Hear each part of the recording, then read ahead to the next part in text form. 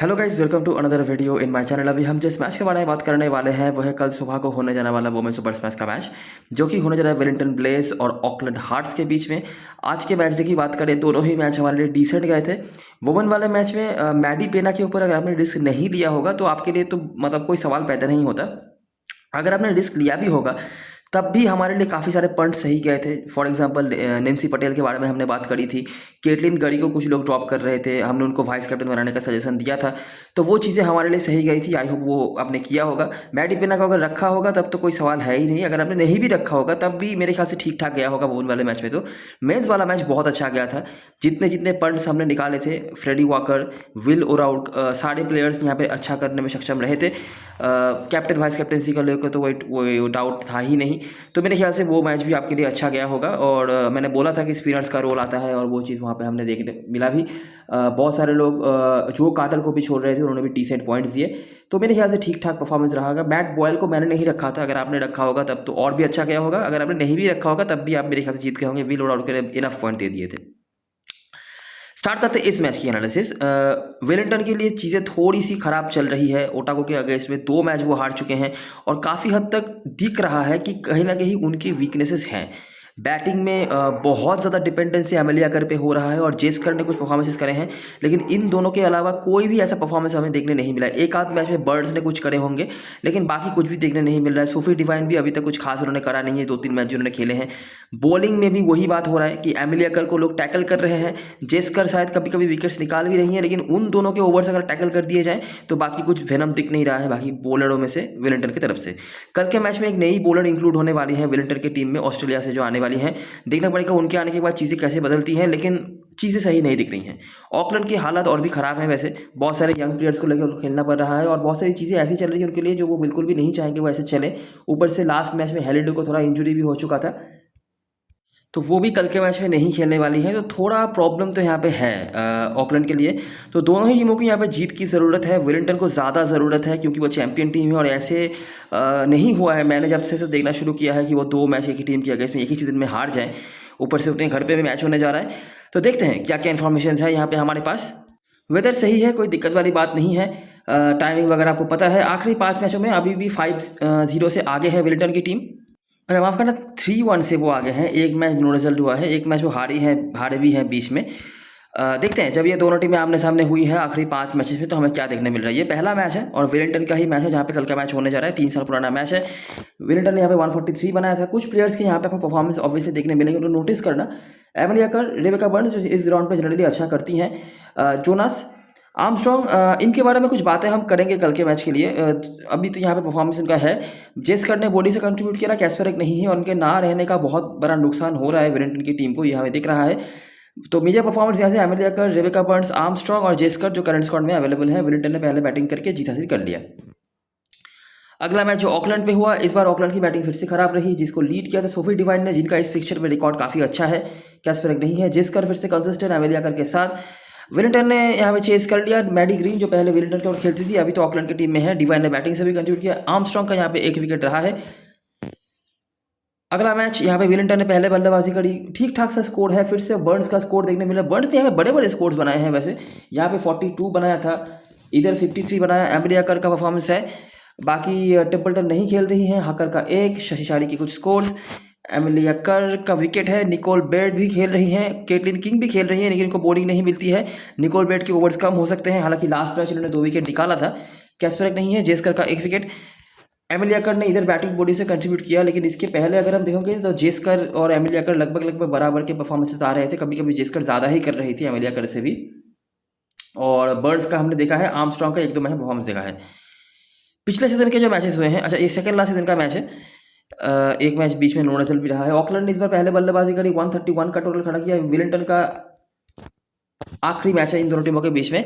फिर से शशि शारी का स्टार्ट है। बाउडर नहीं खेल रही। गेज ओपनिंग जो कर रही है, कुछ स्कोर्स इनके रहे हैं। कैटन के साथ इनको नोटिस करना थोड़ा बहुत, इनकी बॉलिंग भी कल के मैच में काम पे आ सकती है।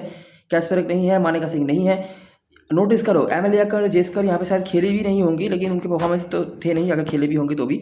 लेकिन बर्न्स का परफॉर्मेंस यहाँ पे है। जॉसी पेनफोर्ड जो कल के मैच में खेलेंगी और पार्थ थॉमसन नहीं है।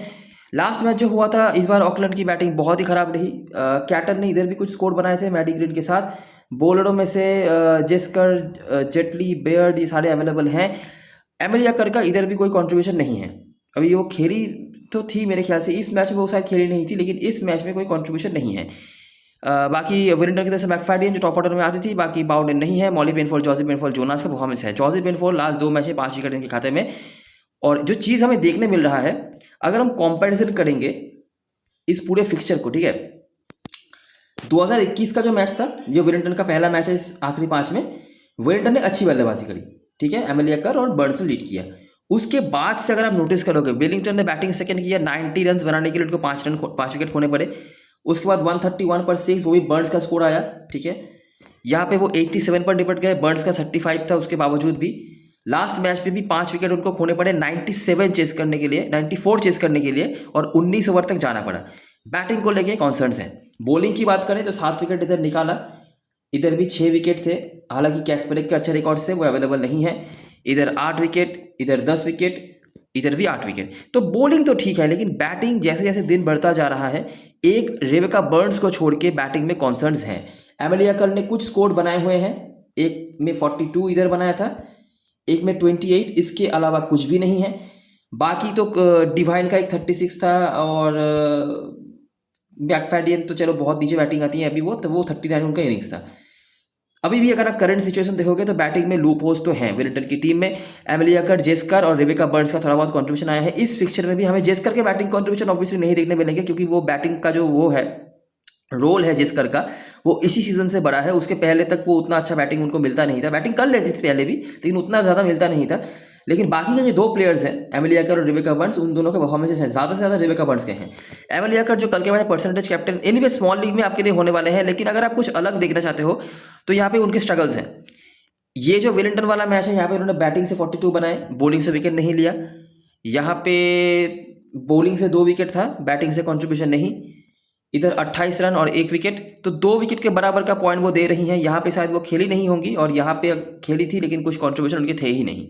हालांकि विलिंगटन मैच जीते। जेस्कर ज़्यादा कंसिस्टेंट ऑब्वियसली यहाँ पे हैं। यहाँ पे 1 विकेट था, इधर वो शायद खेली नहीं है। इधर भी 1 विकेट, इधर 2 विकेट, और इधर 4 विकेट। तो ज़्यादा कंसिस्टेंट बॉलिंग से ही, क्योंकि वो ज़्यादा उनको पहले बॉलिंग मिलती थी, बैटिंग मिलती नहीं थी, तो वो हमें देखने मिल रहा है। अगर हम विलिंगटन वाले मैचेस को फोकस में रखेंगे तो आखिरी 5 में हमें 2 मैचेस मिलेंगे। एक है 2021 का मैच, जहाँ से विलिंगटन ने पहले बैटिंग करके जीत हासिल करी थी। रेबेका बर्न्स, एमेलिया कर, आर्मस्ट्रॉन्ग, जेस्कर, ये आपको परफॉर्मर्स दिखते हैं। और दूसरा मैच था 2023 का, ऑकलैंड ने पहले बल्लेबाजी करी, बर्न्स यहाँ पे फिर से रिपीट हो रही हैं। बाकी शशि शारी, जिन्होंने लास्ट 2 मैच रन बनाए हैं, लास्ट 3 में से 2 मैच रन बनाए हैं 30+ के। और इसके अलावा कैटन, जिनके लास्ट 2 मैच में रन है, इसी केस का स्टार्ट था। जॉसी पेनफॉल ने 4 विकेट निकाले थे, ठीक है। तो ये कुछ चीज़ें जो हमें देखने मिल रही है यहाँ से। एक बॉलर का यहाँ पे आपको नोटिस करने मिल सकता है, जिनका नाम है फ्रैंक जोनस। फ्रैंक जोनस का रिकॉर्ड नोटिस करो। ऐसा नहीं है कि विलिंगटन ने बहुत बढ़िया बल्लेबाजी करी होगी, उनके बैटिंग में भी लूप होल्स रहे हैं, कुछ स्ट्रगल उन्होंने किया होगा, लेकिन नोटिस करो, देखो 1 विकेट। मैं ऐसा नहीं कह रहा कि 29 पॉइंट ही दिए होंगे उन्होंने, शायद पॉइंट ज़्यादा दिया होगा, कैचिंग वगैरह के पॉइंट, इकोनॉमी के बोनस, या क्या पता मिडन निकाल दिया हो, लेकिन विकेट की मैं गिना रहा हूँ आपको। 1 विकेट इधर, यहाँ पे 5 विकेट में से 1 भी विकेट उनको मिला नहीं। अगले मैच में 6 विकेट में से उनको 1 भी विकेट मिला नहीं। उसके पहले वाले मैच में विलिंगटन ऑल आउट हो गए 87 पर, उनको विकेट मिला नहीं। और लास्ट मैच में 5 विकेट में से 1 विकेट मिला जोनास को, ठीक है। अभी मैं ऐसा नहीं कह रहा कि उनको आप छोड़ दोगे स्मॉल लीग में, वो सवाल मैं नहीं कर रहा।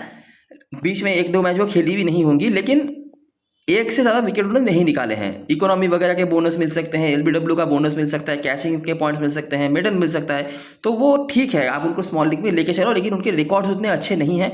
अगर कुछ लोग सोच रहे हैं कि नहीं मैं कुछ कैप्टन वाइस कैप्टन बनाने के बारे में सोचूं, स्मॉल लीग में तो नहीं, बड़ी लीग में भी, तो वो आप शायद ना करो। इसीलिए तो एक ऑप्शन मैंने आपको बचा दिया कि अगर आपका टीम वेस्ट ना जाए, 1 विकेट के लिए कैप्टन तो शायद ही ना बनाओ। अच्छा, तो ये हो गई चीज़ है, ठीक है। ये फिक्सचर हमें बहुत ज़्यादा रन्स नहीं दिखाता है, ठीक है। लास्ट 4 जो इनिंग्स हुए हैं 2 मैचेस के, उनमें से 3 इनिंग्स में हमने 100 के नीचे रन बनते हुए देखा है। एक बार विलिंगटन को यहाँ पे 87, एक बार 93 for 7 20 ओवर खेलने बाद, इस बार भी 19 ओवर के बाद 97। तो रन आप समझ सकते हैं, मतलब यहाँ पे जो बॉलर्स 1 विकेट भी दे रहे हैं उनको फॉर श्योर यहाँ पे इकोनॉमी के बोनस मिल रहे होंगे, क्या पता मेडन के भी बोनस मिल जाए। इसीलिए मैंने बोला कि छोड़ना किसी को भी नहीं है, ठीक है। इसके पहले भी हमने 105 रन बनाते हुए देखा है ऑकलैंड को, 90 बनाते हुए देखा है वेलिंगटन को 89। तो काफ़ी कम स्कोर यहाँ पे बन रहा है।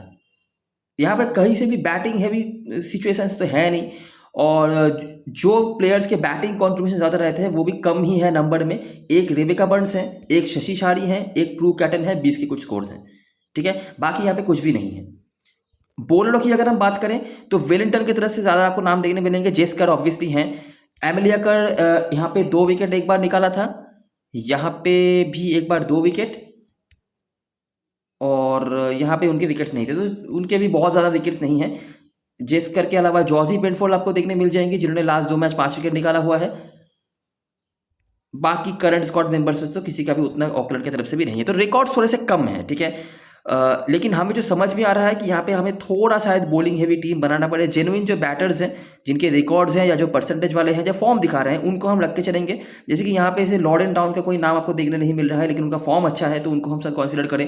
एमिलियाकर को तो आप एनीवेज लोगे, रेबेका बर्न्स का थोड़ा बहुत नाम दिख रहा है, उनको हम कंसिडर कर सकते हैं। शशि शारी, प्रू कैटन में से आप शायद बड़ी लीग में ट्राई करो, छोटी लीग में तो नहीं लोगे। तो ऐसी चीज़ें हैं। तो ये हो गई चीज़ें जो हम बता सकते थे हेड टू हेड से। वेलिंगटन वाले मैचेस में से हमें फोकस जो किया था वहाँ से रेबेका बर्न्स ही, मेरे ख्याल से रेबेका बर्न्स और जेस्कर, ये दोनों के नाम हमें रिपीट होते हुए दिखे हैं। नहीं, जेस्कर खेले नहीं, रेबेका बर्न्स, ठीक, ठीक है, यही चीज़ें हैं। अगर हम समरी पे आ जाएंगे तो सोफी डिवाइन अच्छा रिकॉर्ड होल्ड करती हैं, उन्होंने काफ़ी विकेट्स निकाले हुए हैं। अभी तो उनका फॉर्म उतना अच्छा नहीं दिख रहा। एमिलियाकर का बैटिंग कंट्रीब्यूशन अभी भी यहाँ पे है, स्ट्राइक रेट चाहे कितना भी कम रहे, लेकिन बॉलिंग से थोड़ा कम विकेट उन्होंने निकाला है बाकी फिक्चरों से कंपैरिजन में। सोफी डिवाइन लेकिन बैटिंग बॉलिंग से कंट्रीब्यूशन उनके हैं। तो एनीवेज वो आपके टीम में थे भी, अभी भी रहेंगे। Captain vice captain small league में नहीं बनाने वाले। इस ग्राउंड के लास्ट मैचेस हमने कवर किए हैं, थोड़ा बहुत आइडिया हमें है। हमने बात करी थी कि इस ग्राउंड पे कैस्परक बहुत अच्छा करती थी, वो खेलेंगी नहीं, लेकिन जेस्कर का काफ़ी कंसिस्टेंट परफॉर्मेंस रहा है। एमिलियाकर तो चलो रहती ही हैं, जिस दिन वो चलती हैं बिल्कुल मतलब सबके क्लोज से बाहर चले जाते हैं। जिस दिन उनका परफॉर्मेंस आता है सबके पहुंच से बाहर चले जाते हैं, और जेस्कर का कंसिस्टेंट रहता है। तो ये हमने बातें करी थी। इसके अलावा रेबेका बर्न्स के बारे में बात करा था, जिनका आपने हेड टू हेड में भी नाम देखा। बैटिंग सेकंड वो जनरली अच्छा करती हैं, लेकिन इस फिक्चर में बैटिंग फर्स्ट में भी उनके रन हैं। देख लेते हैं एक बार। तो ये पहला मैच था, 109 बनाया, सेंट्रल डिसीज चेज नहीं कर पाए उस रन को भी। एमिलियाकर बैटिंग बॉलिंग से, जेस्कर तो नहीं है, जेटली, बाकी कोडायर मेरे ख्याल से भी बॉलिंग में उनको ज़्यादा मिलने वाली है नहीं। उसके बाद अगला मैच 118 बनाया वेलिंगटन के अगेंस्ट में नॉर्दर्न डिसीज ने, ठीक है, जहाँ पे भी Amelia Kerr with the bat with the ball, ठीक है। मतलब अगर इस मैच में अगर आप खेल रहे होंगे फैंटेसी और अपने कैप्टन नहीं बनाया होगा तो आपका कोई सवाल पैदा नहीं होता। बाकी जेस्कर बर्न्स की कंट्रीब्यूशन है वाइल चेजिंग। उसके बाद कैंटरबरी के साथ मैच हुआ, यहाँ पे जेस्कर और एमिलियाकर के कंट्रीब्यूशन थे। एमिलियाकर ने बैटिंग से भी कंट्रीब्यूट किया, कैस्परक नहीं है, डिवाइन का 1 विकेट।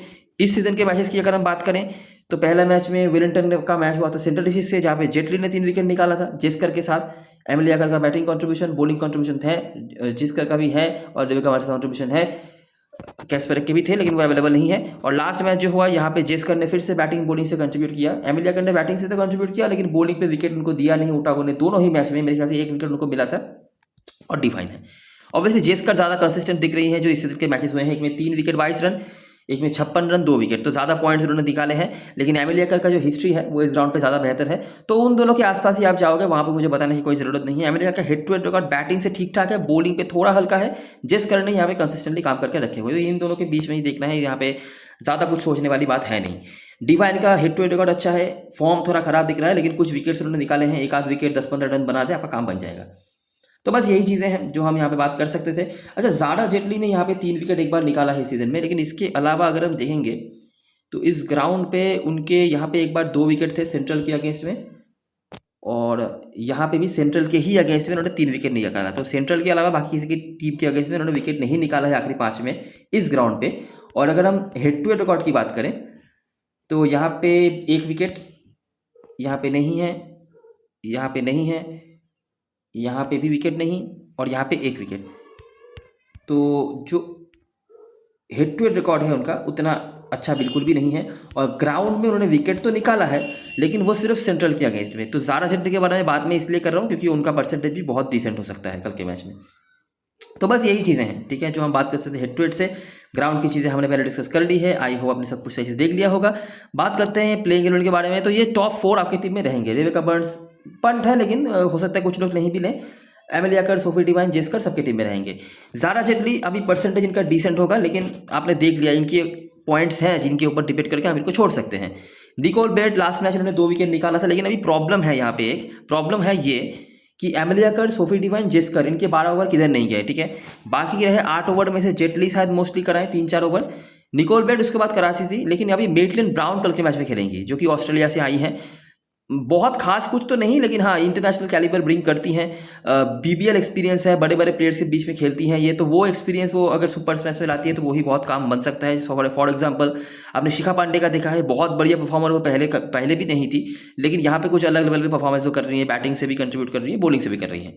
तो वही लॉजिक जो है मेटलिन ब्राउन के लिए अप्लाई होता है, और क्योंकि ये फॉरेनर है तो इनके ऊपर फोकस करेगी टीम ज़्यादा से ज़्यादा।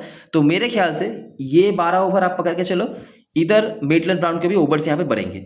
बाकी के जो कुछ ओवर्स बचेंगे 4-5 जो भी है वो जेटली और बेयर्ड में डिवाइड होंगे। जेटली का रिकॉर्ड आपने देख लिया, हिट टू हिट रिकॉर्ड अच्छा नहीं है, ग्राउंड में भी आपने दिखा दिया मैंने। मेटलिन ब्राउन का कोई पॉजिटिव नेगेटिव नहीं है, लेकिन ये नए बॉलर हैं तो हो सकता है कि टीम इनको डिकोड ना कर पाए पहले कुछ मैचेस में कम से कम, तो हम इनको बिल्कुल कंसिडर कर सकते हैं। बाकी यहाँ से कुछ भी देने लायक नहीं है वेलिंगटन की तरफ से।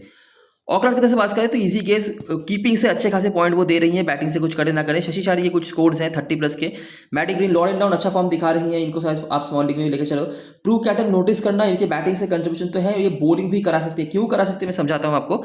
उसके बाद Bella Armstrong, Josie Penfold, Abby Hucker, Molly Penfold, Brianne Illing और फ्रैंक जोनस, टेक्निकली ये है इनके टॉप 5 बॉलर्स, ठीक है। Josie Penfold, Abby Hucker, Molly Penfold, Illing, Jonas, इनमें से जॉसी पेनफोल्ड का रिकॉर्ड बहुत अच्छा है इस फिक्चर में, लेकिन एक्स्ट्रा बॉलर की ज़रूरत पड़ती ही है इनको। छठे बॉलर के लिए इनके पास जो मेजर ऑप्शन है वो है प्रू कैटन, ठीक है। अभी एक और प्लेयर है जिनके पास बॉलिंग आ तो सकती है, चांसेस बहुत कम है छोटी लीग के लिए, इसलिए मैं सजेस्ट नहीं करूंगा, लेकिन बैटिंग आ सकती है, ठीक है। क्योंकि वेलिंगटन की बॉलिंग अभी भी अच्छी है, ओटागो ने भले ही डिकोड कर दिया होगा, लेकिन अभी भी उनकी बॉलिंग अच्छी है। और मेटलिन ब्राउन आई हुई है, अगर उन्होंने कुछ काम करके दिखाया वो है बेला आर्मस्ट्रॉन्ग। अभी देखो रिसेंट कुछ सीजनों में बेला आर्मस्ट्रॉन्ग का रोल बहुत बदल चुका है, उनका परफॉर्मेंस भी बहुत गिर चुका है, लेकिन पहले जब इनको प्रॉपर यूज़ किया जाता था, ऑकलैंड जब डोमिनेट करती थी वेलिंगटन के साथ इस डोमेस्टिक सर्किट में, वहाँ पे बेला आर्मस्ट्रॉन्ग, आर्डिन केली और भी थी उनके टीम में, वो ऑलराउंडर्स थे, वो अच्छा करते थे, होली हडलस्टोन भी थी। तो बेला आर्मस्ट्रॉन्ग बॉलिंग कर सकती है, और आपने देखा जो बिल्कुल पहला वाला मैच था इस हेड टू हेड फिक्सचर में, वहाँ पे बेला आर्मस्ट्रॉन्ग ने बैटिंग से भी कंट्रीब्यूट किया है। स्मॉल लीग के लिए मैं दूर दूर तक नहीं कह रहा, बड़ी लीग में अब इनको एक आध टीम में कोशिश कर सकते हो फॉर बॉलिंग पर्पस, और इनको बैटिंग भी मिल सकती है। बैटिंग में बहुत बुरे फॉर्म पे नहीं थी लॉन्गर फॉर्मेट में, लेकिन शॉर्टर फॉर्मेट की बात अलग है। तो यहाँ पे जॉसी पेनफोल्ड रिकॉर्ड बहुत अच्छा है, फ्रैंक जोनस को आप छोड़ेंगे नहीं यहाँ पे।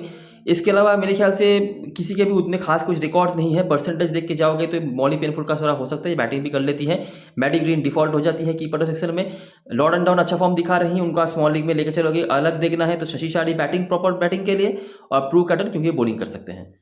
वेलिंगटन की तरफ से हम ज़्यादा प्लेयर्स लेंगे नहीं, ठीक है, क्योंकि उनका परफॉर्मेंस भी बहुत कम है, और जो मेजर परफॉर्मर्स हैं वो वही 4-5 प्लेयरों में से हैं। ऑकलैंड की तरफ से आपको ज़्यादा प्लेयर लेना पड़ सकता है, तो इसीलिए बॉलर्स तो आप लोगे ही, लेकिन बैटिंग सेक्शन से आप किसको ले रहे हो उसके ऊपर बहुत सारी चीज़ें डिपेंड करेंगी। प्रू कैटन बॉलिंग कर सकती हैं, लॉर्डन डाउन परसेंटेज प्लेयर होंगी, तो ये दोनों मेरे लिए पहले चॉइस है। उसके बाद शशि शारी को आप देख सकते हो, थोड़ा बहुत रन इनका है इस फिक्चर में।